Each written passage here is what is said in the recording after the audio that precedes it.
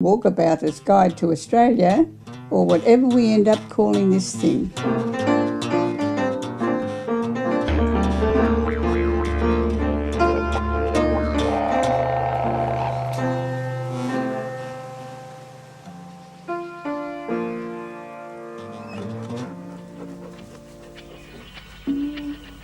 Walkabouter's Guide to Australia.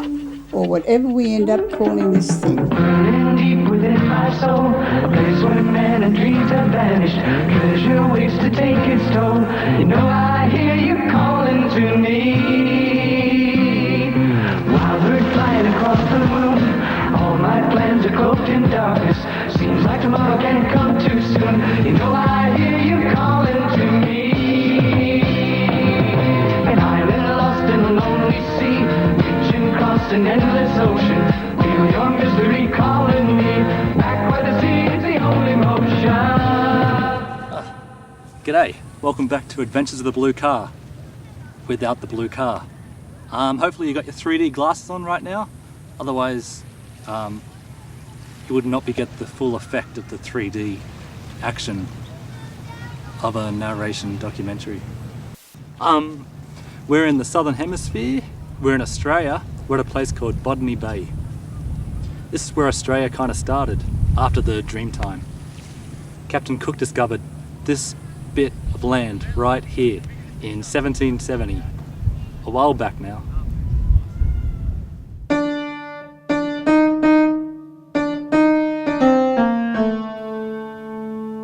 Long ago, when nightmares sailed the sea, adventurer and explorer James Cook captained the HMS Endeavour on a voyage of discovery and romance.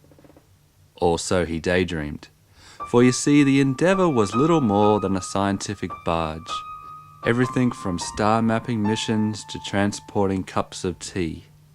On one such desperately boring mission to Tahiti to illustrate Venus crossing the sun for the king, Cook missed the whole thing completely, with the fear of being beheaded by the tyrant King George, mixed with his boyhood longing for adventure, and with a dash of Tahiti drink. Shakespearean-like Captain Cook ordered the Endeavour to head south, to seek out an undiscovered country, from whose bourne no traveller returns. Little did Cook know, Shakespeare was talking about death. Long had there been myth and legend of a great southern land, mostly coming from Dutch and Spanish explorers who had already discovered Australia. But Captain Cook was going to do it for England and her encyclopedias. Exactly 242 years ago, from this moment now, on the 28th of April 1770, the Endeavour anchored in a beautiful bay. Cook and his men went ashore. The Gaweagle mob watched them from the bushes, cautiously. While planting the Union Jack for King George, the indigenous Australians made themselves and their spears known. With their flags safely in the ground, the Endeavour crew quickly retreated, but not before shooting one Aborigine in the leg. For some reason. With a bleeding ankle and a pompous British flag fluttering in the breeze of the Endeavour's escape, the Aborigines could be forgiven for being baffled at the morning's occurrence. After some time, the Gaweagle mob grew to hate the flapping cloth.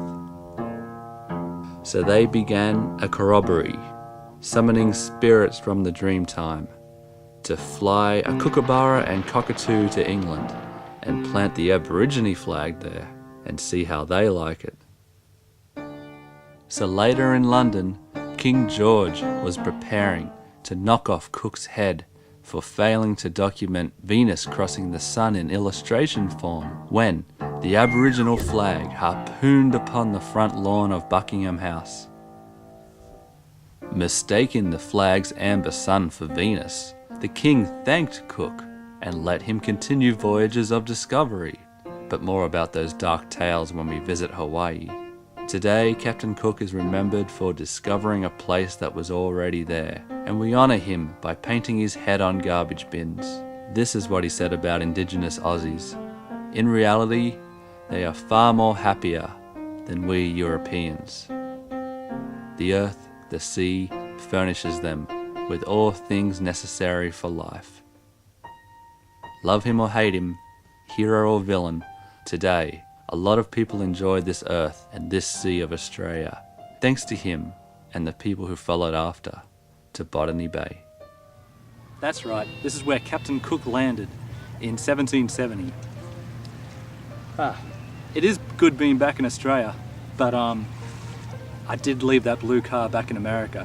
So, I've been trying to get back to America using, if I remember to bring it, hold on a second, fiddle with your 3D glasses. Using this, a passport I stole from Universal Studios. I've been trying it out on a few borrowed cars, as you can see here.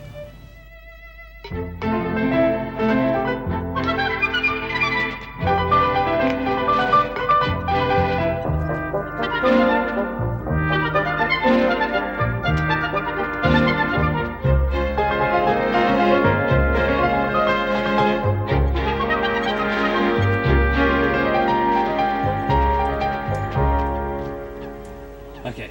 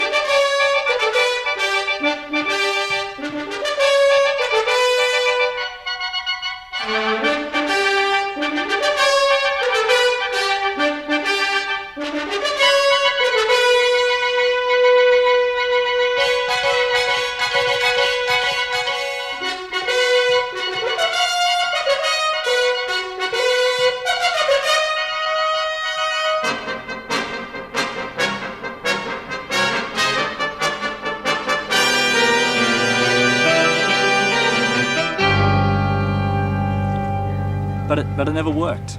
But then I figured out how to do it. Just tied it around my foot. My shoe to be precise.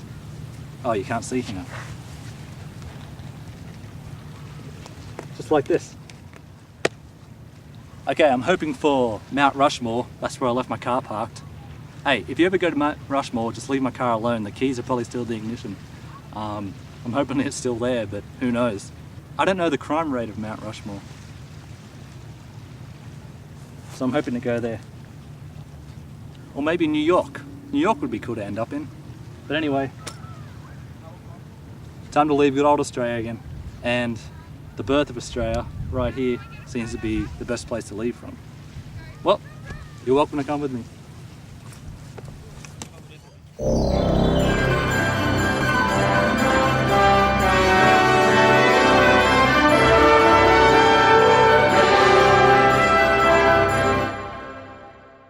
Next time on Walkabouter's Guide to Australia, or whatever we end up calling this thing, New York.